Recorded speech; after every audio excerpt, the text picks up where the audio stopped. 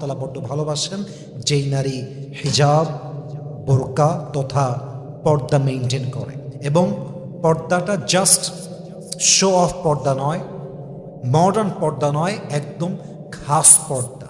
যে পর্দা করলে পুরুষের চোখ খারাপ হয় না, যে পর্দা করলে পুরুষের দৃষ্টি নষ্ট হয় না, যে পর্দা করলে নিজের দেহের কোনো অংশ দেখা যায় না, যে পর্দা করলে দেহের কোনো পার্টের ভাঁজ বোঝা যায় না, যেই পর্দা করলে দেহের মোটা বা চিকন দেহের কোনো আকর্ষণীয় অংশ যেন পুরুষের কাছে শো না হয়, যেই পর্দা করলে আল্লাহ তাআলা খুশি হয়, এই পর্দা প্রত্যেকটা মেয়েকে করতে হবে। আল্লাহ সেই পর্দা করার তৌফিক প্রত্যেকটা নারীকে তৌফিক দান করুক, পড়েন সবাই আমিন।